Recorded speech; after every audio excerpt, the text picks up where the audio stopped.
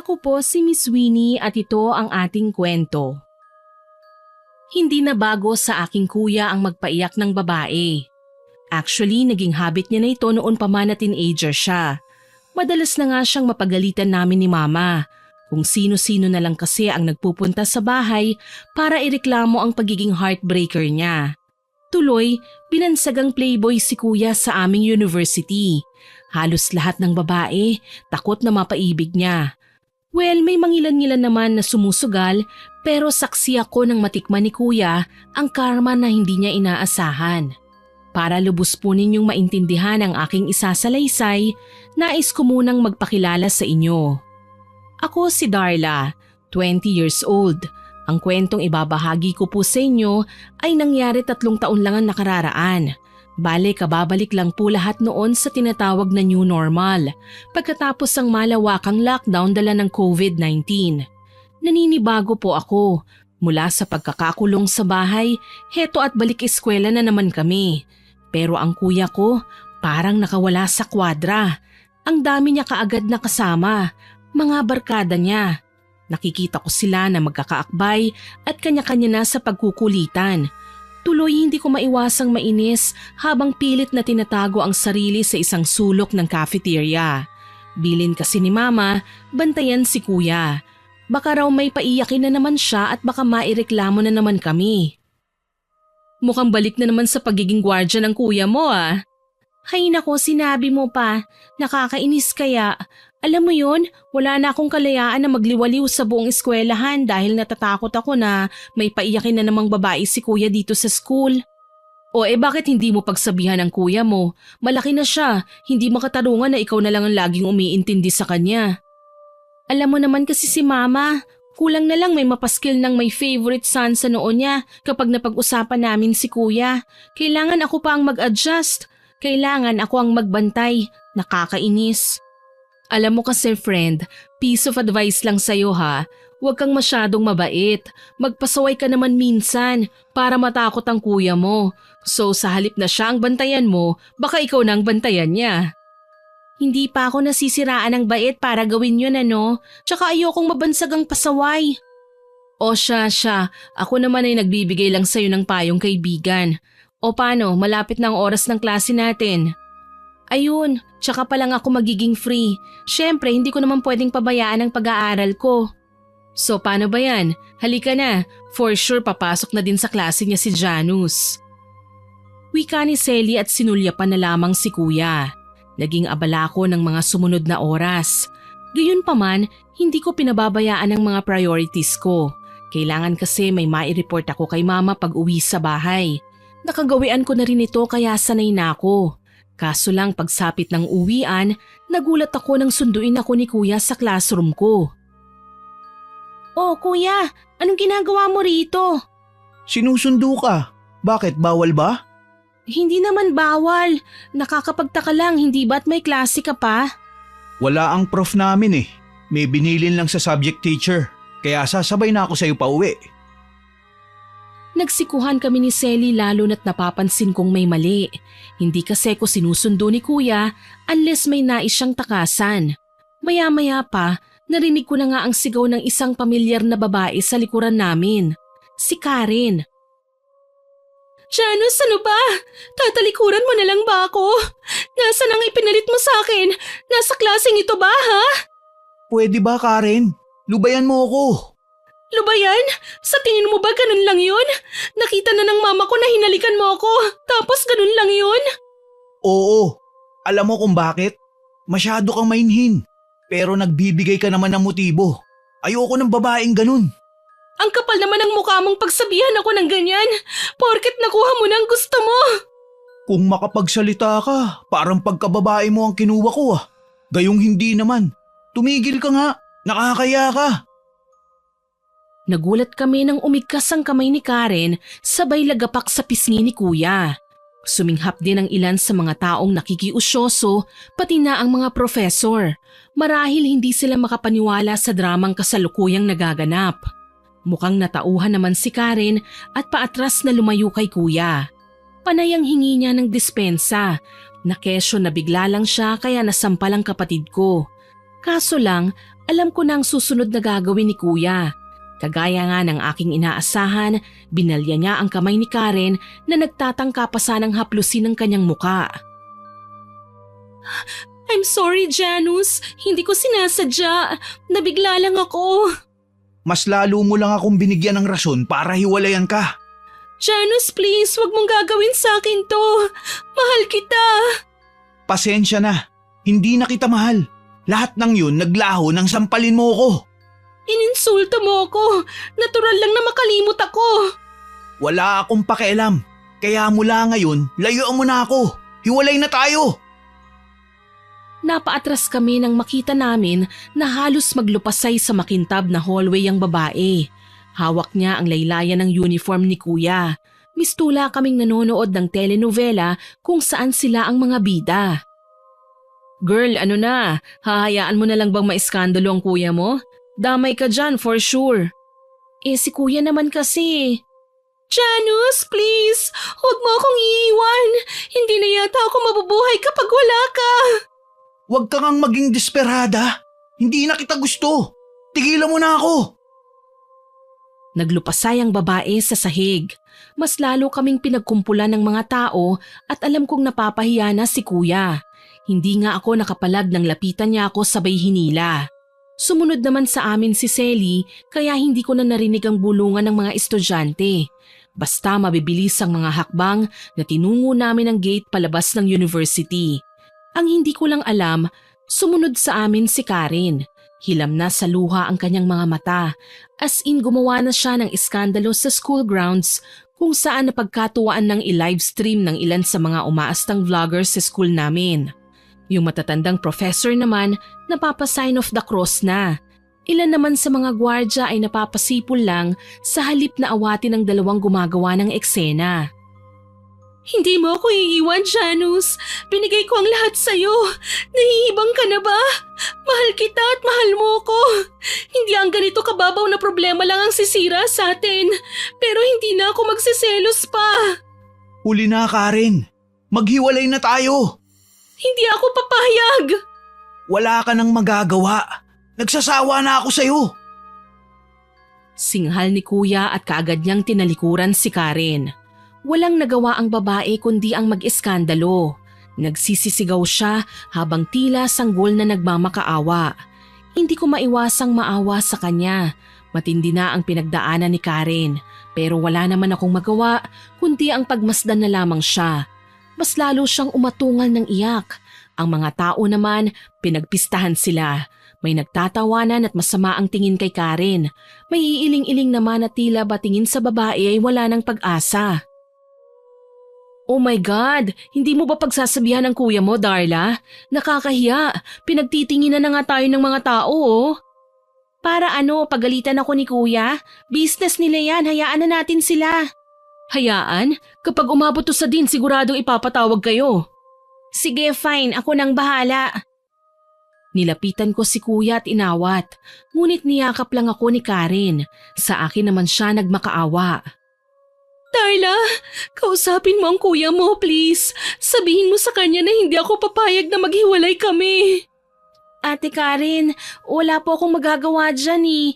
Hindi ko po kayo matutulungan. Ang mabuti pa itigil nyo na ito, nakakahiya na kasi. Bakit ako mahihiya? Ako ba ang nanloko? Ako ba ang naging dahilan ng skandalo, ha? Sinabing tumigil ka na nga, hindi ba? Palibasa, sanay ka sa kahiyan.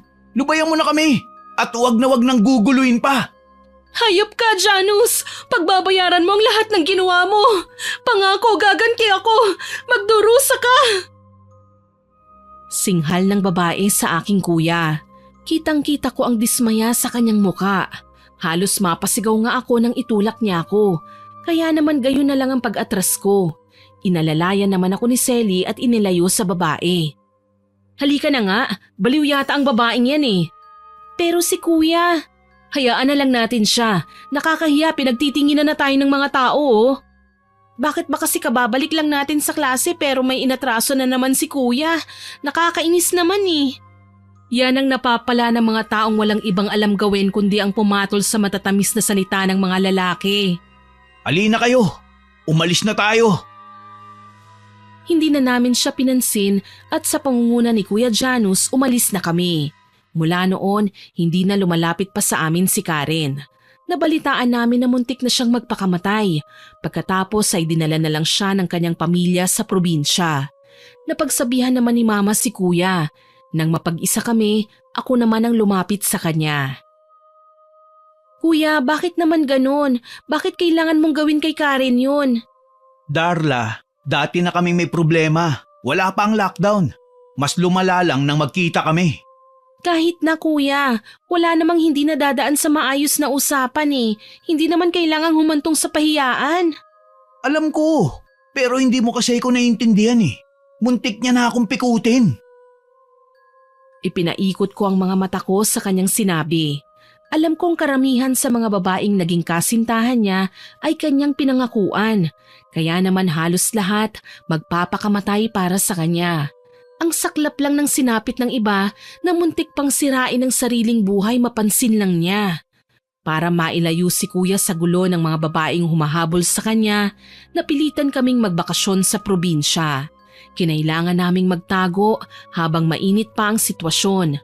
Buti na lang kasama namin si Selly, since best friend ko naman siya at magkaibigan ng mga magulang namin. Kahit papano, hindi ko na mamimiss ang syudad. May kakwentuhan ako. Iba nga lang ang dating nito kay Kuya. Masahol pa siya sa isang preso. Tinanggalan siya ng kalayaan at dahil dito nagmaktol si Kuya. Kasalanan to ng Karen na yun eh. Kung hindi niya pinagpipilitan ng sarili niya sa akin, malamang masaya pa rin ang buhay ko ngayon sa syudad.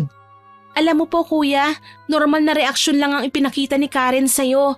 Kasi minsan naman kayong nagmahalan eh. Yun lang yun. Hindi pagmamahal ang nararamdaman niya para sa akin. Nagiging makasarili na siya. Nagiging silosa na eh. Nakakasakal na ang maging girlfriend siya. Kuya naman, dapat hindi ka na nag-girlfriend kung ganyan mahilig ka lang naman din magpaiyak ng babae. Paano kapag kinasuhan ka nila? Or mas matindi, paano kapag pinabarang ang kuya mo? Sa sinabi ni Selly, napabaling ako ng tingin sa kanya. Hindi ako makapaniwala sa kanyang sinabi sa akin. Grabe naman, barang talaga. Hindi malayong mangyari yun taga-probinsya si Karen.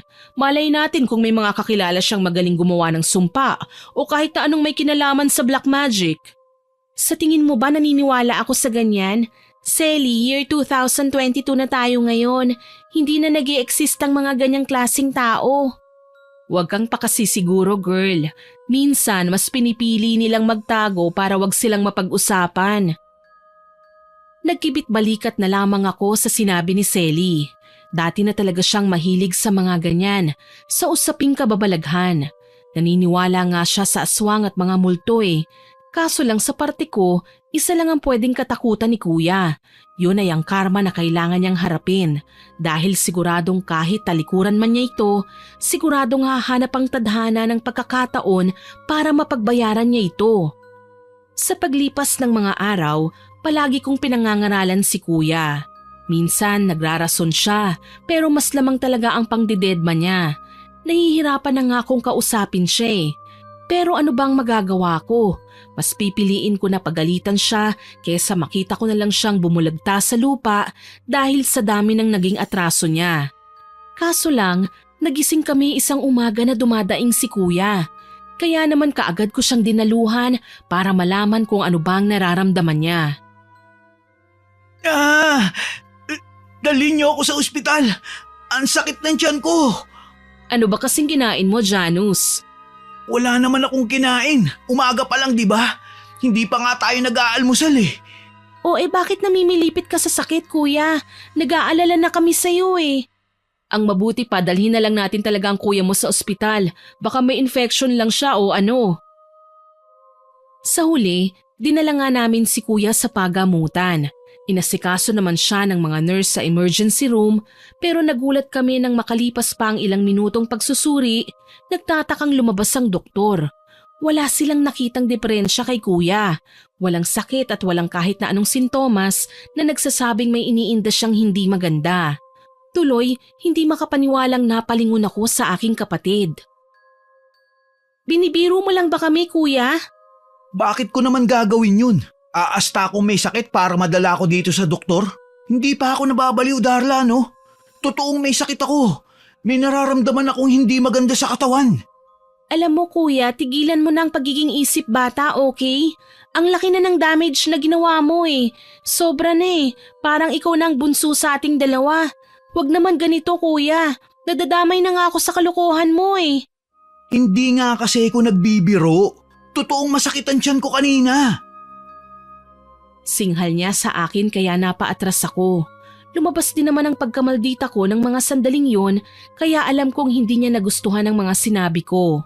Dala ng labis na pagtatampo, tinalikuran ko si kuya. Iniwan ko siya kasama ni Selly. Dahil sa umaatikabong galit sa puso ko, nagawa ko pang umuwi ng mag-isa sa bahay at nagkulong sa kwarto. Ilang sandali pa, dumating din naman sina Selly at kuya. Hinanap ako kagad ng aking kaibigan. Grabe ka ha, iniwan mo talaga kami sa ospital? Pasensya na Selly, hindi ko kasi kayang harapin ng kuya ko eh. Alam mo yon, parang naghahanap lang siya ng atensyon. Bakit kailangan niyang gawin to? Napapansin nga siya ng mga tao sa nakakahiyapang paraan. Parang bumabalik lang sa akin ang kahihiyang ginawa niya sa school nung magkumprontahan sila ni Karen. Hayaan mo na, baka hindi pa niya nare-realize sa mga bagay-bagay. Anong hindi pa niya nare-realize? Baka nakakalimutan mo matanda na siya no? Galit kong wika. Muli, naisip kong kausapin si kuya kaya bumangon ako sa pagkakahiga sa kama at pinuntahan siya sa kwarto niya. Walang paalam na akong pumasok at dito ko siya naabutan sa nakakahindik na itsura. Sumusuka siya ng dugo. Napasigaw ako at nandiri nang makitang may halo ang malapot at malansang dugo sa kanyang paanan. Nangihina ko siyang nilapitan. Ayaw mo kasing maniwala sa akin, Darla. Sinabi ko naman sa'yo, may nararamdaman nga akong masakit. Hindi ko lang alam kung saan banda sa tiyan ko ang hinahalukay. Diyos ko, kailangan ka naming dalhin ulit sa ospital, kuya. Hala, anong nangyari? Kailangan natin siyang ibalik sa mga doktor, Selly. Natataranta kong sigaw. Ilang sandali pa, sakay ulit kami ng sasakyan pabalik sa pagamutan. Sa totoo lang, mas nakakapagod ang bumiyahe ng walang pahinga kaysa sa ganito dahil may kalayuan pa naman ang ospital sa aming lugar. Palibhasa nasa probinsya kami kaya hindi kaagad naaasikaso at lalong walang ambulansya na nakakaresponde kagad sa oras ng emergency. Dito na na-confine si kuya. Ang sabi ng doktor, may viral infection daw ang kapatid ko kaya nagsusuka ng dugo. Pero sa totoo lang ayokong maniwala. Para kasing hindi naman kapanipaniwala eh. Para maobserbahan pa siya ng maayos, kinailangan siyang manatili ng ilang araw sa ospital. Alam ko bubuti ang kalagayan niya kapag naasikaso na siya ng mga doktor. Pero mali pala ako, mas lalong lumala ang kalagayan ni kuya. Namayat siya at nanlalalim ang mga mata. Isang gabi, sa kalagitnaan ng aking pagtulog, nagising ako nang marinig ang ungol niya na tila ba nasasaktan. Bumangon ako at kaagad siyang nilapitan. Kuya, anong nangyayari sa'yo? Kuya? Karen, bakit? Karen, pakiusap, wag. Wag. Ayoko pang mamatay, Karen. Kuya, ano ba? Hindi magandang biro yan ha. Ano bang nangyayari sa'yo? Gumising ka nga, hindi ka na nakakatuwa eh. Karen, ayoko niyan. Maawa ka. Ilayo mo sa akin yan. Pakiusap. Dala ng labis na pag-aalala, malakas ko siyang sinampal. Hindi makapaniwala si kuya sa nagawa ko pero ipinagpasalamat ko at nagising na siya. Hirap man, nilingon niya ako at mangiyak-ngiyak na hinawakan sa kamay. Si Karen, ginugulo niya ako. Ilang beses niya na akong ginagambala. Ayoko na. Kuya, paano ka naman guguluhin ni Karen? Wala siya rito. Ni walang nakakaalam kung nasan siya. Pwede ba kuya gumising ka na? Hindi ako nagsisinungaling, Darla. Ilang beses niya na akong tinatakot sa panaginip ko. Hinahabol niya ako ng kutsilyo. Tapos, naaabutan daw niya ako. Ginigilitan ako sa liig ng maraming beses. Napahinga ako ng malalim dahil sa kanyang sinabi. Ewan ko ba, Miss Winnie, habang tumatagal, nakikita kong parang napapraning na ang kapatid ko. Kung ano-ano na lang ang kanyang sinasabi. Mga panaginip na ayon sa kanya ay parang totoong-totoo raw. Tuloy, kinausap ko si Selly tungkol sa mga bagay-bagay. Mas kabisado kasi niya ang usapang kababalaghan. Naisip ko lang, baka may advice siya na pwedeng sabihin sa akin. Alam mo Darla, sa tingin ko, konsensya ng kuya mong gumugulo sa kanya. Nagtangkang mag-suicide si Karen, hindi ba? Malay natin natakot na siya ngayon. Ano kaya kung tawagan natin si Karen? Kailangan kong malaman kung anong ginawa niya kay kuya. Iniisip ko din na paghingiin ng tawad si kuya sa ginawang panloloko sa kanya para naman gumaling na ang kapatid ko. Yan kasing kadalasan na consequence sa isang lalaking babaero. Hindi makontento sa iisang babae. Palaging naghahanap ng bago, palaging may kalandian. Alam kong may kasalanan si kuya, pero hindi naman ibig sabihin nun masama na siya at walang karapatang magsisi. Kahit na, tsaka lang naman kasi bumabanat sa pagganti ang karma kapag nakakaramdam na ng pagsisisi, tsaka pa sila nagdurusa. Kaya nga nag-aalala ako sa kanya. Paano na? Hindi naman pwedeng lagi na lang may sakit si kuya. Paano niya mapupuntahan si Karen kung kritikal ang kalagayan niya? Taga saan ba ang Karen na yan? Sa pagkakaalam ko mula kay kuya, taga norte ang babaeng yun. Siguro kailangan magpagaling na muna ang kapatid ko. Kung totoo man ang sinasabi mo tungkol sa mga barang na yan, siya ang magdadala sa atin kay Karen dahil minsan na siyang nakapunta sa bahay nila. Mabuti pa nga. Tapos hihingi siya ng tawad at mangangako na hindi na uulitin pa ang kanyang ginawa. Tumango ako at sumang-ayon sa sinabi ni Selly. Yun naman talaga ang dapat kapag nagkasala ang isang tao Kailangan maghanap ng paraan para humingi ng tawad. Inalagaan namin si kuya hanggang sa kahit papaano bumuti na ang kanyang pakiramdam. Halos 1 linggo din siyang nanatili sa ospital. Nang makauwi kami sa bahay, pinagpahinga namin siya ng mga ilang araw at kinausap tungkol kay Karen. Kuya, pwede ba kitang makausap? Tungkol saan? Tungkol kay Karen. Hindi na siya dapat na pinag-uusapan. Nakalimutan mo na ba? Matagal na kaming hiwalay. Alam ko naman po yun, kuya. Ilang buwan na ba simula nang lumayo ka sa kanya? Alam ko lumalamig na din ang ulo mo, kumakalma ang galit. Pero ang pagpapatawad, lalo na kung humingi ka ngayon, napakadaling ibigay basta nagsisisi ka. Ano bang gusto mong ipunto? Puntahan po natin si Karen, humingi ka ng tawad sa kanya. Malakas kasi ang kutob ko na hindi lang basta normal na karamdaman ang dumapo sa'yo. Sa tingin ko binarang ka niya. Hindi nga lang halata kasi nga ilang buwan na kayong hindi nagkikita. Hindi ko kayang gawin ang gusto mo. Baka bigyan na naman niya ng mali siya ang paglapit ko sa kanya. Baka isipin niya, ako na naman ang may kailangan sa kanya. Kuya, pwede bang ibaba mo muna ang pride mo kahit ilang sandali lang? Hindi kasi magandang tignan na nagmamalaki ka pa kahit mahina ka na at ikaw rin naman ang may kasalanan. Hindi mo naman kasi ko naiintindihan Kuya, hihingi lang po tayo ng tawad sa nagawa mo kay Karen. Yun lang yun. Pagkatapos lalayo na tayo, hindi na natin siya guguluhin ulit. Pangako. Sigurado ka ba dyan? Kailan ba naman ako nagsinungaling, kuya? Tsaka hindi na tayo mahihirapan na magbiyahe. Sanay si Selly na mag-drive ng malayo kaya wag kang mag-alala. Yon ang sinabi ko kay kuya para wag na siyang tumanggi pa. Makalipas nga ang 3 araw, bumabiyahe na kami papunta sa probinsya ni Karen. Si Kuya Janus mismo ang naging guide namin papunta doon. Sobrang layo na pala nila Karen sa kalsada. Mula kasi sa highway, kailangan pa naming maglakad ng halos 2 oras paakyat ng bundok para lang makarating sa bahay nila. Mabuti na lang, kilala sa probinsya ang pamilya nila. Kilala palang hilot ang kanyang tatay at marami-rami ng buntis na napaanak. Humantong kami sa isang medyo liblib na bakuran kung saan si Karen mismo ang sumalubong sa amin. Karen, salamat naman at nandito ka. Anong ginagawa niyo rito? May gusto lang sana akong sabihin sa'yo, Karen. Sasabihin? O baka naman gusto mo lang makasigurado na patay na ako? Pasensya ka na, Janus, pero hindi mangyayari ang gusto mo. Tapos na akong magpakabaliw sa'yo.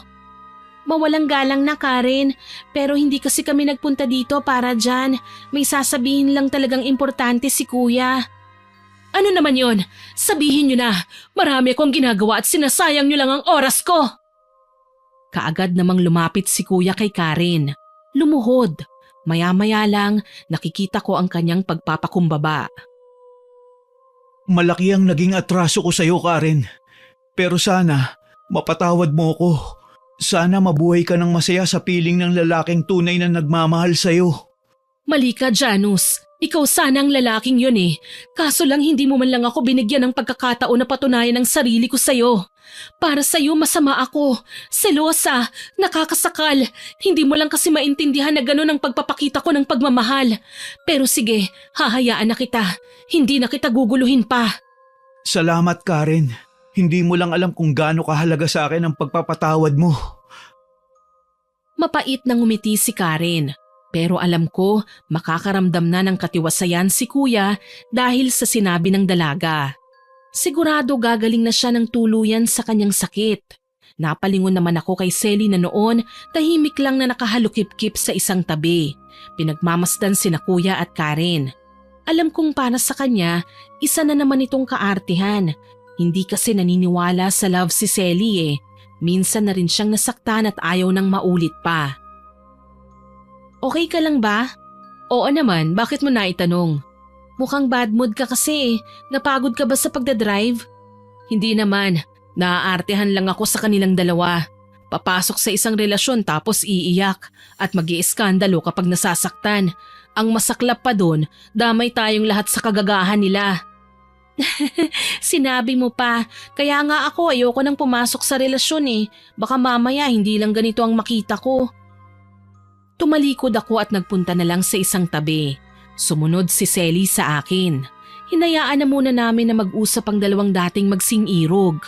Ilang sandali pa, nakita namin na palapit na si Karen sa amin. Ang kuya ko naman, pinapasok nila sa bahay. Naghahanda pala ng merienda ang nanay ni Karen. Gusto kaming pakainin bago umalis. Nauna nang naglakad si Selly papunta sa bahay. Ako naman, sinabayan ni Karen sa paglalakad. Darla, pwede ba kitang makausap? Oo naman, tungkol saan?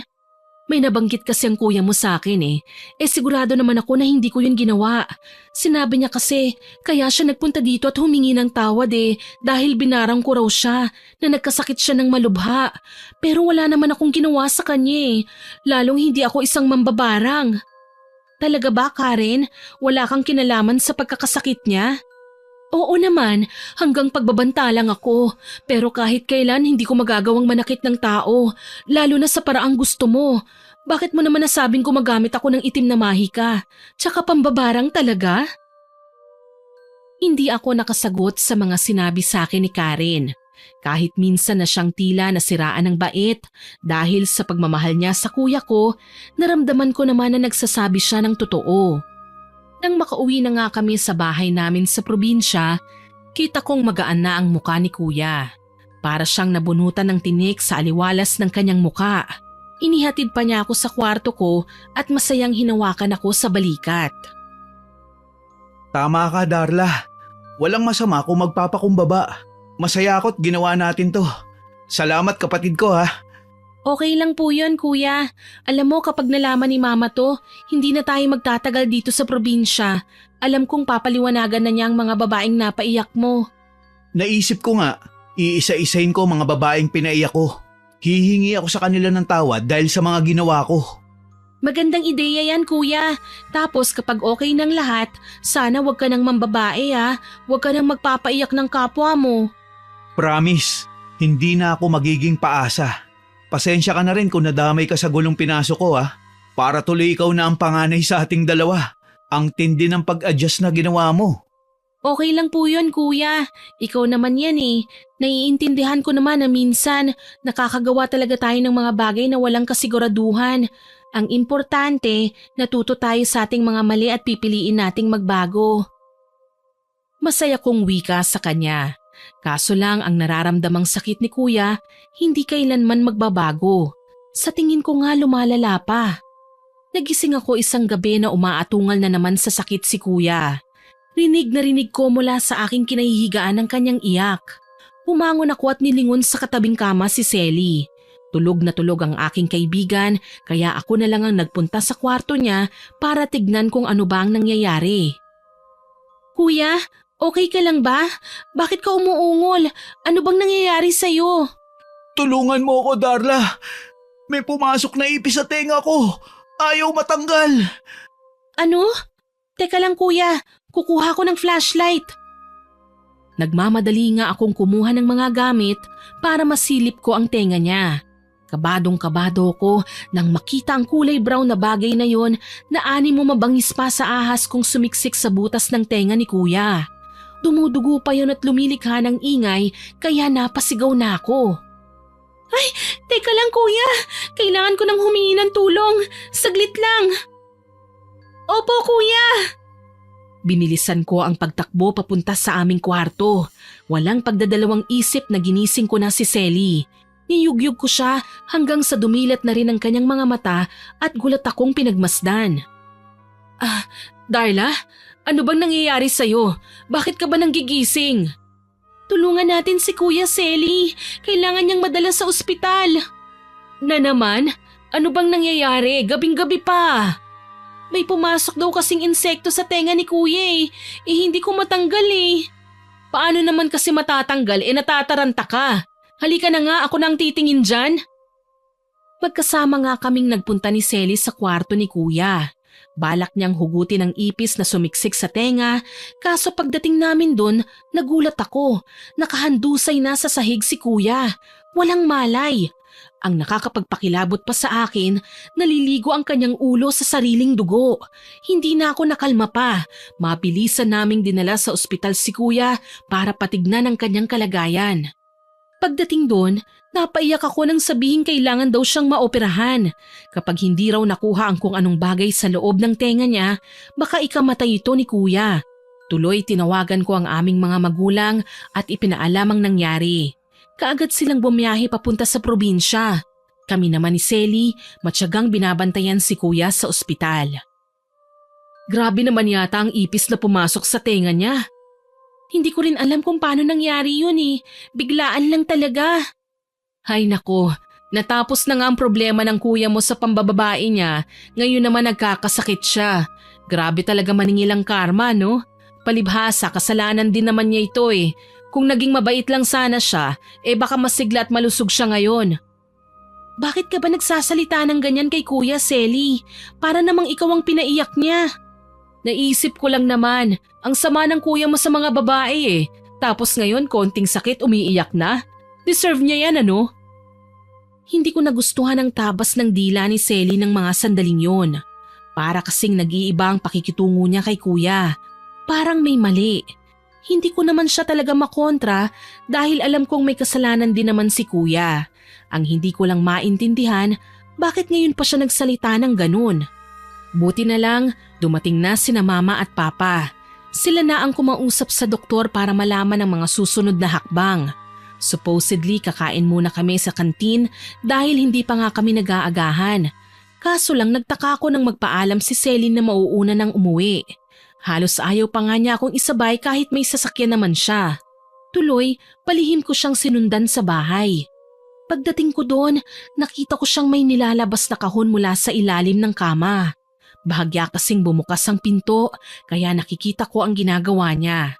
May kinuha siyang itim na kandila sa loob tsaka sinindihan. Nagliwanag sa buong kwarto nang maglagablab ang apoy kaya mas lalong natuon ang atensyon ko sa ginagawa niya. Ano naman kaya ang ginagawa ng taong to? Tignan natin ngayon kung anong mangyayari sa'yo makating lalaki. Oy, anong ginagawa mo, Selly? Darla? Anong ginagawa mo rito? Bakit hindi ka kumatok? Ano? Hello, Selly. Bakit naman ako kakatok? Kwarto ko ito, no? Pasensya na. O, teka. Bakit mo nililigpit yan? Patingin naman. Biglang sumama ang tingin ni Selly sa akin. Nagmamadali niyang pinatay ang kandila tsaka pinasok ulit sa kahon. Sinubukan ko pang lumapit para makita ang laman nun pero mukhang nagmamadali si Selly eh. Bigla akong nanibago sa mga kilos niya. Tuloy, napilitan akong iwanan siya nang matapang niya akong tinignan. Pwede bang iwanan mo muna ako? Kailangan kong mapag-isa. Ano? Paulit-ulit, Darla? Talaga? Bakit ba kasi para kang natataranta? Ano bang meron sa kahon na yan? May nililihim ka ba, Selly? Wala akong nililihim. Wala akong sikreto. Pwede ba? Wag mo na lang akong pakialaman pa. Nagdabog na tumayo si Selly at lumabas ng kwarto. Iniwan niya akong nalulunod sa kaiisip kung ano ba talaga ang ginagawa niya at kung ano ang tinatago niya sa kahon. Naging malamig sa pagitan naming dalawa ang mga sumunod na araw. Hindi kami nagpapansinan gayong wala namang nangyaring matinding away. Basta para sa akin, bigla na lang akong nawala ng gana sa mga pinaggagawa niya. Magkaibigan kami pero hindi ko akalaing magagawa niyang maglihim sa akin ng mga bagay. Isang araw, nag-abang ako ng masasakyan papuntang ospital nang lapitan ako ng isang matandang lalaki. Sa tansya ko, mga nasa 50s, nakapambukid ang damit at may sombrero. Titig na titig siya sa akin kaya bigla akong nailang. May problema po ba, Manong? Wala naman, Iha. Ay, bahay mo ba yung nasa likod? Opo, bahay ng mga magulang ko. Bale, dyan po kami nag-i-stay ngayon. Bakit po? Masama ang pakiramdam ko sa bahay na yan. Parang may nagtatagong madilim na aura. Madilim na aura? Paano naman po ninyo nasabi yan? Wala po dyan ang kuya ko, nasa ospital po. Tapos ang kaibigan ko lang naman po ang kasama ko dyan. Ganun ba? Para kasing may presensya ng barang sa loob ng bahay na yan. Natigilan ako sa kanyang sinabi. Barang. Dati ko nang naririnig ang salitang yan. Nung unang nagkasakit si kuya. Kaso lang, paano ko mapapatunayan ang tungkol sa bagay na yun? Gayong hindi ko naman kabisado ang mga gawain ng pambabarang. Napakamot ako sa ulo at muling tumingala sa harapan ng bahay. Wala sa loob si Selly.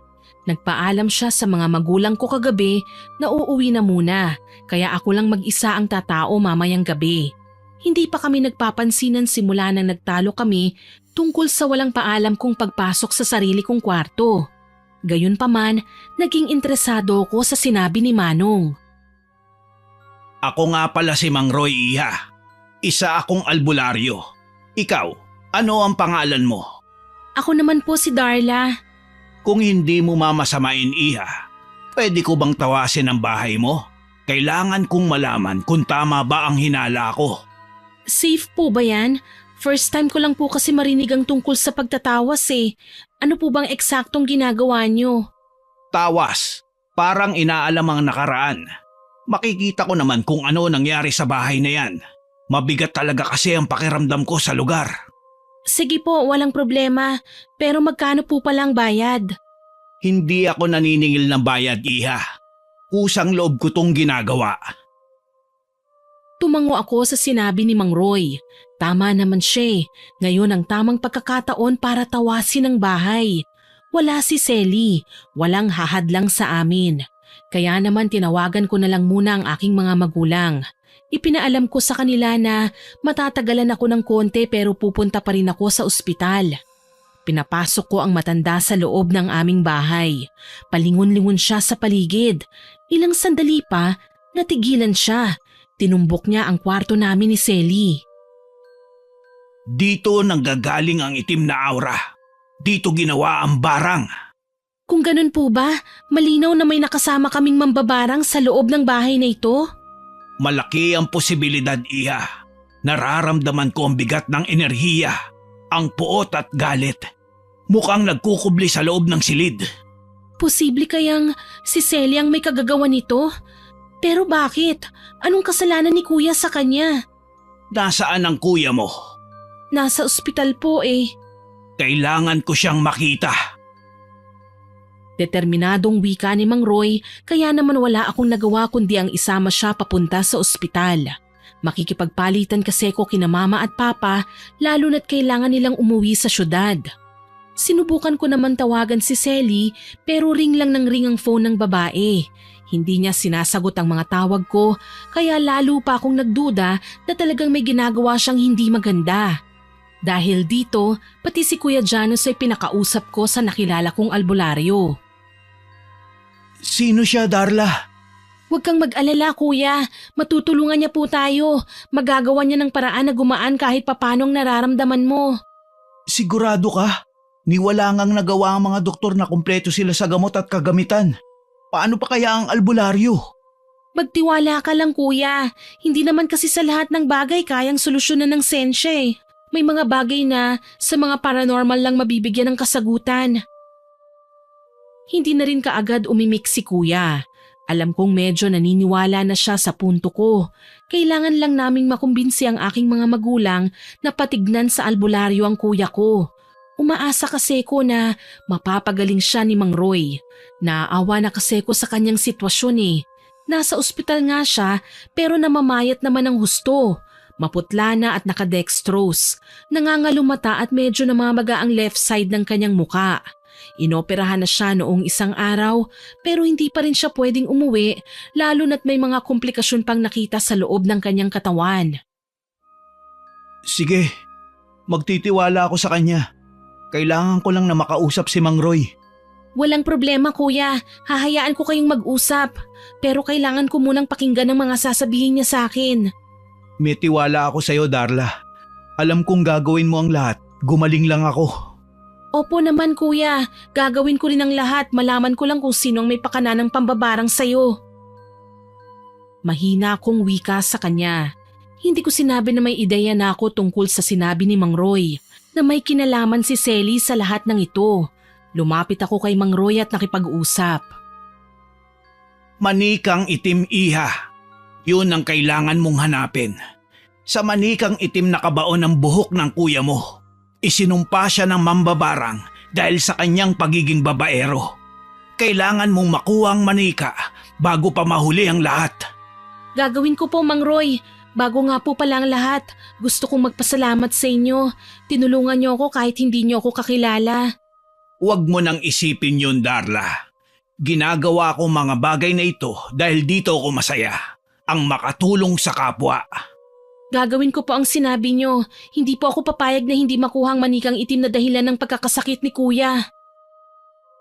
Sambit ko sa kanya. Makalipas ang ilan pang mga instruksyon, umuwi na ako sa bahay. Una kong hinalungkat ang kwarto namin ni Selly. Hinanap ko ang pamilyar na itsura ng kahon na nagmamadaling itago ni Selly noong minsang mahuli ko siya. Baka naman dinala niya ng kahon nung umalis siya, so kailangan ko siyang sundan sa bahay niya sa syudad. Kailangan kong makuha ang manika. Taimtim kong wika. Tuloy, napilitan akong tawagan ng aking mga magulang. Ipinaliwanag na may mga kailangan akong kunin sa bahay namin sa syudad, kaya pumayag silang magbayad na muna ng nurse na mag-aalaga sandali kay kuya. Nariyan din naman si Mang Roy na magbabantay din kaya ayos lang. Kayo na po munang bahala sa kuya ko, Mang Roy. Kailangan kong sundan ang kaibigan ko sa bahay niya. Malakas ang kutob ko na nasa kanyang itim na manikang hinahanap natin. Kailangan mo mag-ingat, iha. Mukhang hindi lang basta mambabarang ang babaeng kakaharapin mo. Sa tingin ko, isa siya sa mga babaeng may itim na gilagid o yung mahilig mag-iwan ng sumpa. Kailangan iwasan mong magawaran niya. Pero paano ko po gagawin yun, Mang Roy? Alam naman natin na hindi basta-basta napapansin ang ginawad na sumpa. Hindi ko yun maririnig. Hindi iepekto ang sumpa hanggat hindi niya ito naibabato sa'yo. Kailangan mo lang na mag-ingat.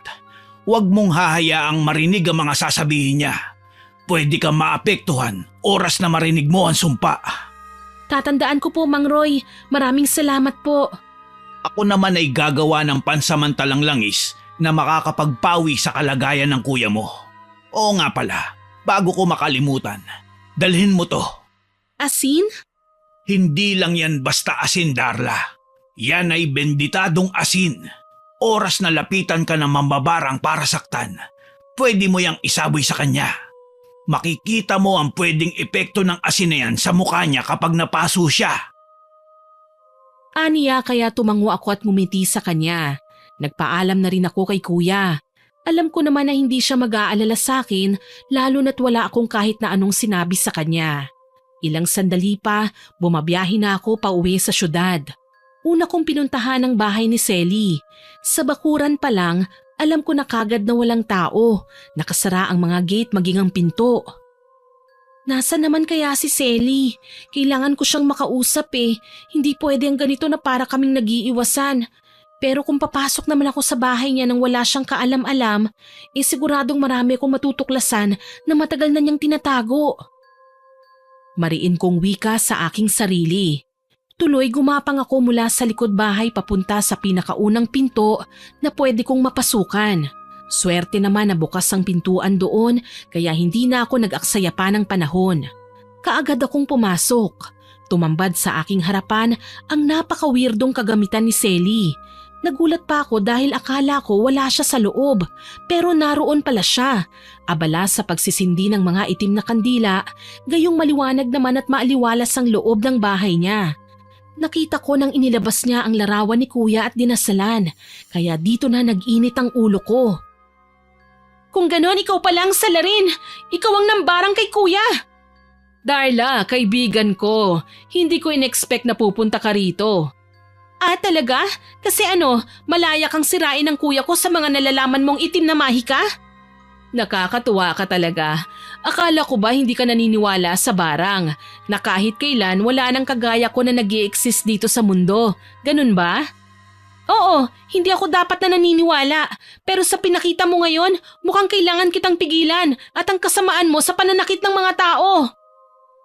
Humalakhak si Selly at makapanindig balahibong tinitigan ako. Alam kong sinusubukan niya akong sindakin, pero hindi ako natatakot sa kanya. Mas takot akong makuha niya ang buhay ng kuya ko. Yun ang hindi ko mapapayagan. Best friend naman, binibigyan ko na ng pabor ang kuya mo. Kapag namatay siya, hindi na siya hahabulin pa ng mga babaeng pinaasa niya. Ano bang nasa isip mo? Bakit kailangan nating humantong sa ganito? Hindi naman ikaw ang niloko ni kuya. Hindi naman ikaw ang sinaktan. Oo, hindi nga ako. Pero naaalala ko sa katauhan niya ang lalaking minsan nang sumira sa puso ko. Ang babaw mo naman, Selly. Ilang beses ko bang sasabihin sa'yo, hindi naman yun si kuya. Magkaiba sila ng ex mo. Wala akong pakialam. Ang mahalaga lang sa akin ngayon ay makaganti sa lahat ng kabaro niya. Pwes hindi ko mapapayagan ng bagay na yan. Singhal ko sa kanya. Marahas ko siyang nilapitan at pinaghihila ang lahat ng mga gamit niyang nakakalat sa paligid. Binasag ko ang mga garapon na may mga lamang insekto, pinunit ang libreta at binasa ang mga telang may nakasulat na mga sumpa. Pinagpuputol ko ang mga nakasinding kandila kaya mistulang binagyo ang buong silid. Hindi siya makapaniwala na magagawa ko yon pero kailangan kong maging matapang eh. Tuloy, nasapo ni Selly ang kanyang ulo sa labis na panggagalaiti. Pagbabayaran mo ang pagiging pakialamera mo! Humanda ka! Hindi ako natatakot sa iyo, Selly. Kahit nagbagong anyo ka pa bilang isang demonyo, lalabanan pa rin kita. Talaga ba? Sige, kung talagang matapang ka, pwede tayong magkasubukan. Nagmamadali kong isinaboy sa kanya ang asin na ibinigay sa akin ni Mang Roy. Paunti-unti lang naman na hinahagis ko sa kanya, pero kita ko kagad ang epekto ng pagkakapaso niya. Gayon na lang ang pagsigaw ni Selly. Ah! Anong klaseng asin yan? Nakakapaso! Ano ka ngayon? Halika dito! Ikaw naman ang humarap sa parusa ko! Marahas kong hinila si Selly papunta sa isang sulok at iginapos. Hindi ko na pinansin pa ang bawat sigaw niya dahil nagmamadali ko nang hinanap ang itim na manika. Hinalughog ko ang lahat ng gamit niya sa loob. Wala akong pakialam kahit sigaw pa siya ng sigaw. Ni hindi ko na nga pinansin pa ang pagpupumiglas niya dahil sa tuwing nagtatangka siyang kumawala ay bigla ko naman siyang nasasabuyan ng asin. Ano ba, Darla? Pakawalan mo ako rito! Hindi mo ako dapat na ikinukulong! Anong hindi? Deserve mo yan, uy! Dapat lang sa'yo yan, manatili ka dyan! Kapag ako nakawala sa pagkakagapos ko rito, talagang iiyak ka sa ganti ko. Ang tanong, makakawala ka pa ba dyan? Muling naging bayolente si Selly at sinubukan na tanggalin ang sarili niyang gapos. Kaso nga lang, alam ko naman na mahihirapan siya lalo na't sinigurado kong mahigpit ang pagkakatali ko sa kanya. Hindi siya makakaalis hanggat hindi ako ang nagpapalaya sa kanya. Lumipat ako sa itaas para mahanap ang manika. Iniwan ko si Selly dahil mas mahalaga na makuha ko ang talagang kailangan ko rito. Kaso lang, hindi ko naisip na magkakaroon pa pala ng pagkakataon si Selly na gawaran ako ng sumpa. Nagulat na lang ako nang basta na lang akong bumagsak nang maramdaman ko ang matinding pananakit ng tiyan. Galit kong nilingon si Selly. Anong ginawa mo sa akin? Bakit? Ano bang nararamdaman mo? May masakit? Ha? Hayop kang mambabarang ka! Pinagsisihan ko nang naging kaibigan kita! Aba, wag ka namang ganyan.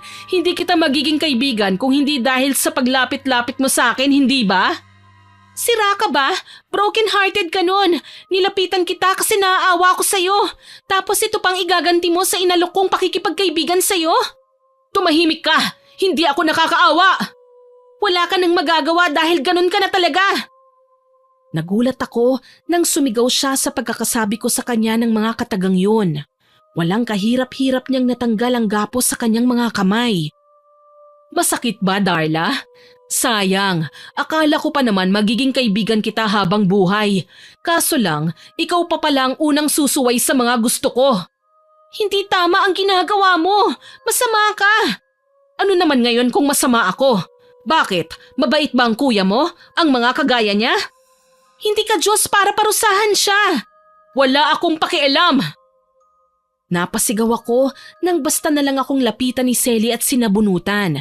Sinigurado niya na mahahawakan niya talaga ang may kahabaan kong buhok.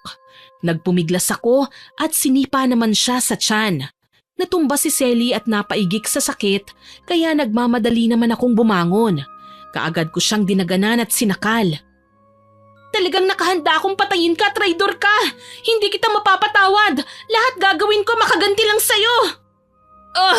Ikaw ang hayop! Wala kang utang na loob! Ilang beses kitang pinagtanggol at niligtas! Ito pa ang igaganti mo sa akin? Magbabayad ka! Nagsabunutan kami ni Selly at hindi ako nagpatalo. Ginamit ko ang lahat ng aking lakas para magawa siyang labanan.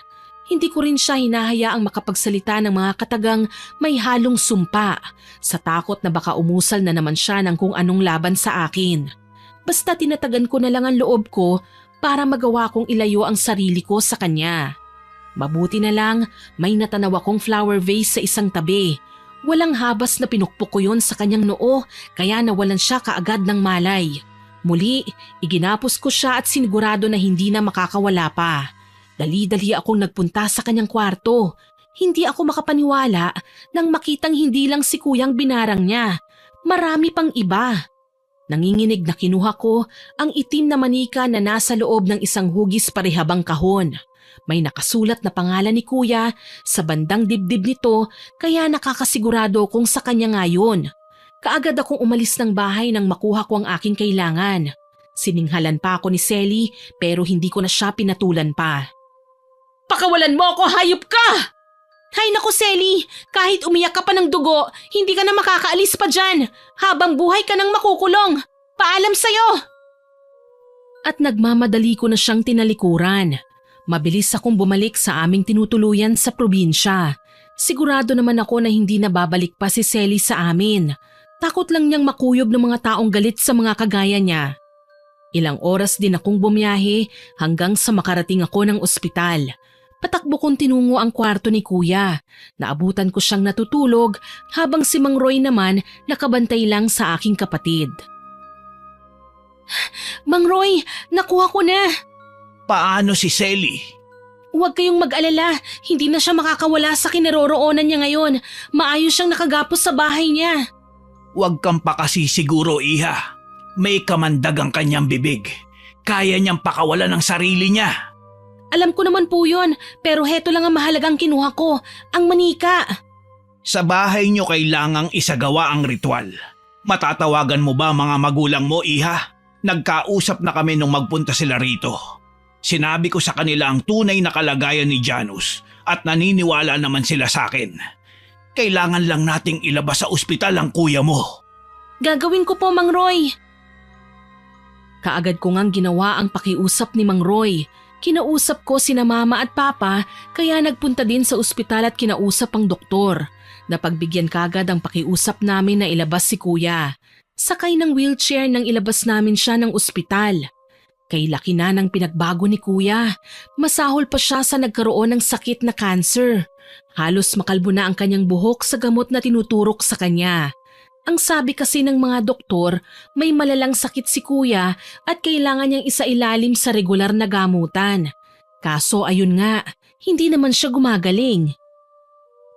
Saan tayo pupunta, Darla? Uuwi na tayo sa bahay kuya. Sa tahanan na natin ka magpapagamot. Ayos lang ba sa'yo? Oo naman. Mas mabuti nga yun para hindi na ako mababad sa gamot. Pagod na ako, Darla. Ayoko na. Gusto ko nang magpahinga. Kuya, huwag mong susukuan ang buhay mo ha. Gagamutin ka pa ni Mang Roy. Kaya sana tatagan mo pa ang loob mo. Hindi ka pwedeng sumuko. Pero pagod na ako. Isa pa, alam ko naman na gusto na din ng mga tao na mawala ako eh. Huwag mong sasabihin yan, kuya. Nandito pa kami ng pamilya mo. Hindi naman po ako papayag na may mangyaring masama sa'yo eh. Kami nila mama at papa. Alam ko. Kaya nga ako nahihiya sa inyo. Kasi ako na lang ang palaging nagbibigay ng sakit ng ulo sa inyo. Pabigat lang ako. Hindi ko naman po iniisip yon kuya. Kapatid kita at mahalaga ka sa akin. Gagawin namin ang lahat para sa'yo. Dahil sa sinabi ko, umiyak si kuya. Hindi man lang siya nahiya kahit sandali. Kahit pinagtitinginan na kami ng mga tao. Na kahit kalalaki niyang tao ay hindi niya na iniisip ang sasabihin ng iba. Kaya naman tahimik ko na ring pinunasan ng luha ko. Magiliw ko siyang itinulak palabas ng ospital. Pagdating ng bahay, naghihintay na ang aming mga magulang, kasama si Mang Roy. Pinagmamasdan ko ang itsura ng matanda. Suot pa rin niya ang tipikal na pambukid. May nakatapal na dahon sa kanyang noo na pinalibutan niya ng kulay puting panyo. Mabuti naman at nandito ka na, Janus. Huwag kang mag-alala. Susubukan nating tanggalin ang sumpa na binigay ni Selly sa'yo. Si Selly? Pero bakit? Anong kasalanan ko sa kanya? Wala akong ginawang mali sa kanya. Yun na nga po kuya dahil sa pagiging broken-hearted niya, nilahat niya ang mga babaerong lalaki at kasama ka na doon. Hindi niya dapat ginawa sa akin to. Dapat kung sinong may kasalanan sa kanya, yun ang ginantihan niya. Nabulag si Selly sa nadarama niyang galit kuya. Para sa kanya, lahat ng kasalanan ng dati niyang boyfriend, kasalanan na ng lahat ng lalaking nagpaiyak sa mga babae. Napayuko si kuya sa aking sinabi. Inalalayan namin siya pahiga sa kama. Si Mang Roy naman, sinimulan na ang pag-aayos ng kanyang mga gamit. Habang ginagawa yon, hindi ko mapigilang mapalingon sa may bintana. Parang may nakasilip mula sa labas eh. Tila ba naghahanap ng mapapasukan. Nagpaalam ako kina mama na isasara ko lang ng maayos ang pinto. Pumayag naman siya. Kaagad akong tumungo sa sala, sa kusina, pati na sa likod bahay. Dito na ako nataranta nang makitang nasa labas si Selly, magulo ang buhok, tila hindi na natutulog, maraming kalmot sa katawan at nawawala na sa sarili. Ibalik mo sa akin ang manika! Bakit ko naman gagawin yun? Hindi pa ako nasisiraan ng bait, Selly! Hindi yun sa'yo! Wala akong pakialam! Umalis ka na! Tumawa lang si Selly dahil sa aking sinabi. Naalarma pa ako nang matanaw siyang dumampot ng bato at binato ang aming bintana. Nabasag ang salamin kaya napaatras ako. Kinuha ko ang kutsilyo at nang gigigil na sinamaan siya ng tingin. Umalis ka na kung ayaw mong tumawag ako ng pulis! Talaga? Pulis lang bang pangontra mo sa akin? Oo, dahil naniniwala ako na magagawa pa rin ng Panginoon na tanggalin ang mga masasamang tao kagaya mo. Oo, aamin ako, naging kampon ako ng dilim pero dahil yon sa mga kagaya ng kuya mo at hindi ako makakapayag na dumami pa ang lahi ng mga taong kagaya niya.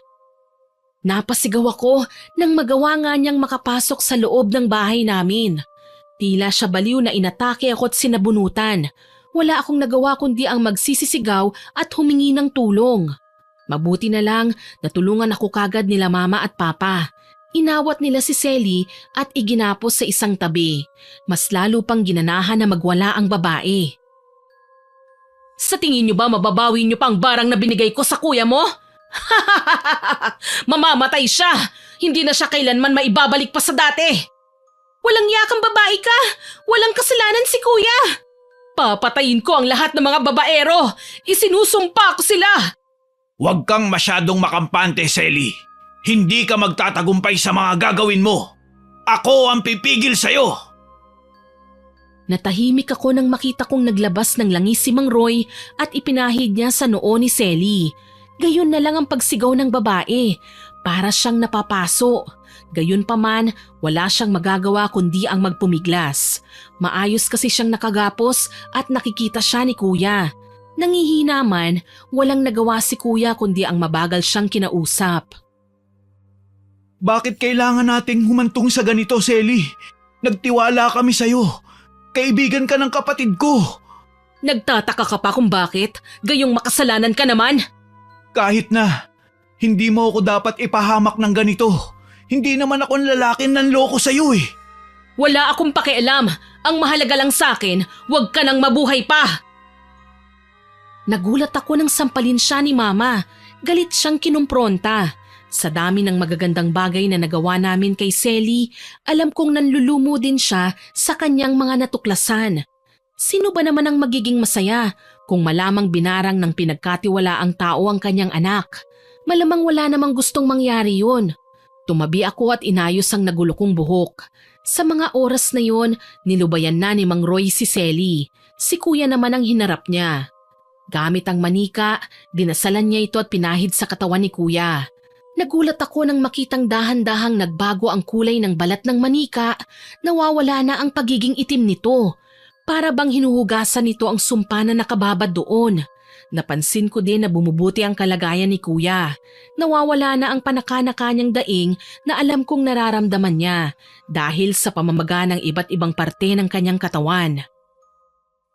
Kuya, ano nang nararamdaman mo? Ayos ka lang ba? Masakit ang buong katawan ko, Darla. Para na akong mamamatay. Kuya, huwag kang magsalita ng ganyan. Magtiwala tayo sa Panginoon. Magdasal tayo, kuya. Pangako, kapag gumaling na ako, hindi ko nagugustuhin pang magpaiyak ng babae. Magbabago na ako. Hindi na ako magiging sakit sa ulo. Huwag kang mag-alala, kuya. Susuportahan ko ang gagawin mo. Magiging okay din ang lahat. Maawa ka sa mga magulang natin. Alam kong sobra na silang nalulungkot dahil sa mga nangyayari sa'yo. Umiyak si kuya dahil alam kong tila nawawala na siya ng pag-asa. Nakikita naman kasi namin na medyo nahihirapan na si Mang Roy sa kanyang ginagawa. Tagaktak na ang pawis niya sa buong muka. Para bang ipinaalam na ng katawan niya na matinding enerhiya ang kailangan niyang ilabas para malinis ang manika at matanggal ang karamdamang inilagay ni Selly sa kapatid ko. Ilang sandali pa, nakita ko nang ibinabad ni Mang Roy ang manika sa planggana na may lamang tubig at asin. Dito nakita ko ang naglabasang insekto. Sa tenga, ilong at bibig. Nandiri ako, kahit ba sabihin pa nating laruan lang naman yun. Yun kasi ang klase ng laruan na ginagamit sa pagpatay ng tao. Ano pong nangyayari, Mang Roy? Dahan-dahan ang lumalabas sa mga insektong nakabaon sa manika. Yan din ang nagpapahirap sa kuya mo, Darla. Oras na maubos na mga yan. Asahan mong gagaling na ang kuya mo. At si Selly naman ang maghihirap. Tulong! May kumagalaw sa loob ng katawan ko. Ayoko na pakiusap. Hindi ko na talaga kaya. Kuya, please relax ka lang. Alam ko pong masakit pero kailangan mong lakasan ang loob mo. Huwag kang mag-alala, iyo. Kaunti na lang. Mawawala na din ang sakit. Magtiwala ka. Ipikit mo ang iyong mga mata. Indahin mo na muna. Alam kong kailangan mong pagdaanan ang lahat ng ito dahil masyado nang matagal nang nakabaon sa katawan mo ang mga insekto. Diyos ko, tulungan mo po ako. Kailangan pang mabuhay ng kuya ko. Ilayo niyo po siya sa kapahamakan. Mahal na mahal namin si kuya. Huwag niyo po siyang hayaang mawala. Darla, iha. Silipin mo nga ang manika. Sige po, Mang Roy. Ginawa ko nga ang inuutos sa akin ni Mang Roy. Sinilip ko ang manika sa planggana. Nagulat ako dahil nagkulay brown ng tubig at naging malinis na ang manika. Parang binabad sa chlorine dahil nawala ng pagkaitim niya. Lumutang din ang mga insekto. May ipis, alupihan at bulate. Hindi ako makapaniwala sa mga nakita ko. Literal na lumabas sa mga bagay na dahilan ng pagkakasakit ni kuya. Napaantanda ako at nandidiring lumayo sa planggana. Lumapit naman dun si Mang Roy at dinampot ang manika. Hinayaan niya itong tumulo at pinunasan ng puting tela mula sa mga dala niya. Tahimik lang akong nanonood. Nasindak ako nang mapansing kahit basa ang manika, may naglalabasang pangbuhangin sa katawan nito. Para bang nalulusaw ang manika na parang hindi. Diyos ko, bakit may buhangin pa sa manika? Kaya naman pala nahihirapan ang kuya mo. Nakalublob din sa dagat ang manikang ito. Mabigat ang dala niyang karamdaman na kahit anong gamot pa mula sa ospital ang iturok, hindi siya kailanman gagaling. Sa halip, mamamatay pa siya ng madalian. Grabe na talaga ang kasamaan ni Selly. Hayaan mo na. Lilipat din naman ang sumpa sa kanya, lalo na't sa kanya galing ang manika. Paliwanag sa akin ni Mang Roy. Ipinakita nga niya ang mangyayari. Piniga niya ang kamay ng manika at gayon na lang ang sigaw ni Selly. Umuungol ang babae sa sakit, kaya naman napatingin ako sa kanya. Pinili kong tanggalin ang emosyon ko sa muka at matapang ko siyang tinignan. Masakit ba, Selly? Bakit niyo ibinalik ang sumpa sa akin? Nasaktan lang ako! Gumanti lang ako! Wala naman sana akong pakialam kung gumanti ka eh, pero sinira mo ang tiwala ko, Selly. Kinaibigan kita. Anong ginawa mo? Sinaktan mo ang kuya ko. Kahit na, akin ang manikang yan. Kung hindi mo yan kinuha, baka marami pa akong babaerong napatay ngayon. Ito ang tatandaan mo, Selly. Hindi mo na masasaktan pa ang kuya ko, kahit na kailan. Sinampal ko siya na ikinasigaw niya. Nang mga sandaling yon, nagpatawag na rin sila papa ng pulis. Hindi ko alam kung paano nila naipakulong si Selly, pero hindi na kasi siya nakalabas ng presinto. Doon niya lalong ininda ang kanyang sakit. Si Kuya Janus naman kahit mahina ay nagpapagaling na rin ng dahan-dahan. Araw-araw naman siyang dinadalaw ng albularyo. Alam kong hindi pa gagaling kaagad si Janus. Pero unti-unti namang magiging maayos ang kanyang pakiramdam. Kalaunan, babalik na din siya sa dati. Malaking bagay po itong ginawa niyo sa amin, Mang Roy. Maraming salamat po sa lahat ng tulong niyo. Kasiyahan kong makatulong, Iha. Alam mo kasi, may ipagtatapat ako sa'yo. Ano po yun? Matagal ko nang kilala si Selly. Ang mga magulang niya ay dating mambabarang sa probinsya namin. Nagawa ko lang silang talunin kaya nagpalipat-lipat sila ng lugar. Hindi ko na nga alam kung ano na nangyari sa kanila at si Selly na lang ang nakikita ko. Gayunpaman, ginamit niya pa rin ang kahusayan niya sa pambabarang para pumatay ng tao. At tawag ito ng konsensya sa puso ko na kailangan ko siyang pigilan. Tumango ako sa kanyang sinabi. Baka lang kasi hindi naging maganda ang kapalaran ni Selly kaya siya naligaw ng landas. Baka kailangan ko siyang intindihin. Tuloy, napilitan akong dalawin siya sa kulungan. Ayaw niya akong kausapin. Kung hindi siya nagwawala, tumatanggi siyang lumapit sa akin kaya napilitan akong umalis. Ayon sa abogado niya, magagawa niyang ilabas si Selly sa kulungan dahil sa kondisyon nito. Ilang araw pa ang nakalipas, nalaman kong na-confine sa ospital si Selly. Mahina na ang katawan niya. Alam kong may kinalaman ito sa sumpa na binigay niya noon kay kuya. Kasabay kasi ng kanyang panghihina ay ang paggaling naman ng kapatid ko. Dadalaw ako kay Selly, kuya. Sasama ka ba? Oo, Darla. Gusto ko rin siya makausap. Gusto ko, magkapatawaran na kami para naman maayos na ang lahat. Gusto ko man magalit sa kanya. Alam kong nabulag lang siya sa matinding galit at sakit. Dapat siyang iniintindi. Maraming salamat po, kuya. Kahit papano magiging masaya si Selly dahil alam niyang mapapatawad mo na siya. Yun naman talaga ang dapat, hindi ba? Saka tinuruan tayo ni na mama at papa na huwag magtatanim ng sama ng loob sa kapwa natin. Lalo na kapag alam nating wala na silang kalaban-laban. Tama. Nang araw na yon, dinalaw namin si Selly. Sa isang pampublikong ospital siya na confine. May nakakabit na swero sa kanyang palapulsuhan. Maputla at mahina na siya.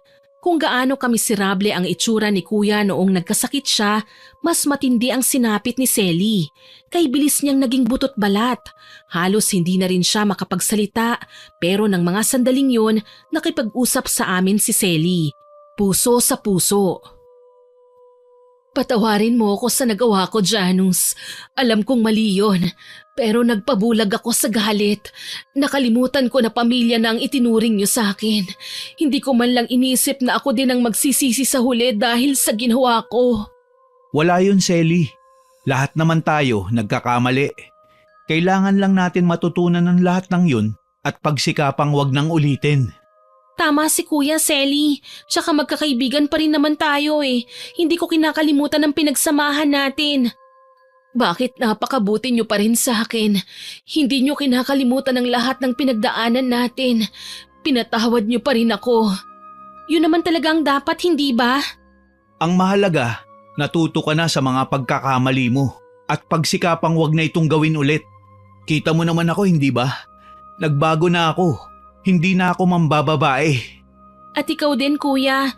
Magsilbing aral na sa'yo na ang mga babae ay dapat minamahal at hindi sinasaktan. Tatandaan ko, Darla. Hindi naman ako papayag na ikaw man ay lolokohin din ng ibang lalaki. Siguradong bubugbugin ko sila. Nagtawanan kami ni kuya. Alam ko naman na seryoso na siya ngayon sa karelasyon niya. Sa katunayan, sa dami ng naging kasintahan niya noon ay ngayon lang siya nagpakilala ng babae sa aming bahay. Higit sa lahat, masaya kami para sa kanya. Hindi lang namin inaasahan na magiging magkaibigan pa rin sila ng ex niyang si Karen. Masaya ako para sa iyo, Janus. Alam kong iingatan mo ang girlfriend mo ngayon. Salamat, Karen. Hindi ko akalain sa dami ng mga nagawa ko sa'yo, gagawin mo pa rin ang mga bagay na ito. Naiintindihan mo pa rin ang ginawa ko. Masaya din ako para sa'yo. Napapangiti akong pinagmasdan si Karen na hinahaplos ang kanyang maumbok na tiyan. Buntis na si Karen at ikakasal na sa bago niyang kasintahan. Bumisita siya sa amin para imbitahan kami sa nalalapit nilang pag-iisang dibdib. Walang kasing saya ang mga nangyari sa mga buhay namin. Alam kong sa paglipas ng mga araw, patuloy din kaming matututo at hindi na kami makakalimot. Totoo ang karma. Ito ang consequence ng lahat ng gagawin natin, mabuti man o masama. Kaya bago tayo mag-isip ng mga gagawin, kailangan nating tignan ang mabuting bunga ng bawat desisyon natin sa buhay. Tiyakin na walang maaapektuhan lalo na sa ating mga pamilya. Oo nga pala, ninong at ninang kayo ng magiging anak namin ha. Huwag kayong makakalimot. Pwede ba yun? Alam naman namin kung saan kayo nakatira. Gusto mo nga sumama na kami ngayon sa inyo eh. Tama, kami na magkakatay sa gagawing lechon. Wala namang problema doon. Ang tanong, nakahanda na bang mga regalo nyo? Hay nako, oras na para maging galante ka, kuya. At malulutong na tawanan ng pinakawalan namin habang nag-uusap. Sa ngayon may asawa na po si Kuya Miss Winnie. Ako naman malapit nang makapagtapos at kasalukuyan ding masaya sa boyfriend ko. Pinayagan ako ng mga magulang ko na makipagnobyo lalo na't mabait naman ang lalaki at mapagkakatiwalaan. Si Selly ay namatay noong kasagsagan ng bagyong Odette. Alam kong hindi lamig at takot mula sa malakas na bagyo ang kinamatay niya, kundi ang lumalala niyang sakit na hindi na naagapan pa. Malungkot na ipinahayag sa amin ni Mang Roy na ganun daw talaga ang consequence na kahaharapin ng isang mambabarang. Gayunpaman, hindi namin siya pinabayaan. Binigyan namin siya ng maayos na libing at regular naming dinadalaw sa sementeryo. Siya ang isang halimbawa ng pangyayaring hindi naman masama ang magsisi sa masamang gawain, basta na naising magbago at wag nang uulitin pang magkamali. Hanggang dito na lamang po. More power po sa inyong channel at God bless. Sana po ay nagustuhan niyo ang aking ibinahaging kwento. Pero bago ko po tapusin ito, hindi ito makukumpleto ng walang shoutout. Shoutout po sa kaibigan natin at katim natin na si Ang Hukom. Makinig din po kayo sa channel niya. Salamat attorney sa pagko-comment. Kay Early Joy Fernandez, kay Cristal Tabilon, Makmak at Dennis Tabilon, kay Asiang Alarcon at Ligaya Alarcon from Qatar. Salamat po sa pakikinig nyo. Kay Bads Esteban, kay Mary General Rhea Batiduan, kay Sir Franklin Valdez, kay Jenny Lynn Jacobe, kay Jenny Ann Canciller, kay Angel Villa, kay Elinjoy Reanzares na magbe-birthday po ngayong September 8 at kay Jenilyn Peralta na magbe-birthday naman po ngayong September 16. Advance happy birthday po sa inyo. Shoutout din po kay Chloe Abalos, kay Raniela Escarda. Hello din po sa mga nasa LJ Talipapa na sina Juliet Ramirez, Lenny Ramirez, Grace Siling, Nanay Feli, Tatay Angkwan, Perla, Janjan, Lian, Jamin, Berto at Arjan. Kay Miguel Alejandro na nag-comment po sa ginahasang kapitbahay upload, ang sabi niya, "Hay nako Cindy, walang puwang ang awa sa mga hayok sa laman. Ayan tuloy." Nako salamat po sa pagko-comment ma'am. Kay Kimberly at Kirben Espanyola, kay Francisco Neng at kay Jeremy Saranillo Francisco, kay Aaron John Fernandez, kay Sweet Corn, kay Elizabeth Dunca from Pampanga, kay Sir Ernesto Esparza, kay Maria Tess Nape, kay Irene Romasasa at kay Joselito de la Peña, kay Joan Hore at kay Shirley Lanohan, sa anak po ni Sir Roberto Crimen na si Apple, hello sa'yo, kay Eden Parducho na lagi pong masipag na mag-comment sa upload natin, thanks po ma'am, kay Ma'am Senaida Hubert, hello din po sa Besueña family, kay Josephine Marcaida, kay Irene Benavides, kay Glenna Lagdon, kay Irene Bangoy at kay Jessa Borja. Salamat po sa inyong lahat na nag-comment at nakinig. Abangan niyo po sana mga susunod ko pang upload. Huwag din po ninyong kalimutang mag-subscribe, like, share and comment sa mga upload natin. At para po mabilis nyong makita kung may bago tayong upload, pindutin nyo lang po ang notification bell. Aasahan ko pa rin po ang inyong suporta. Muli ako po si Miss Winnie na nagpapasalamat sa inyong pakikinig.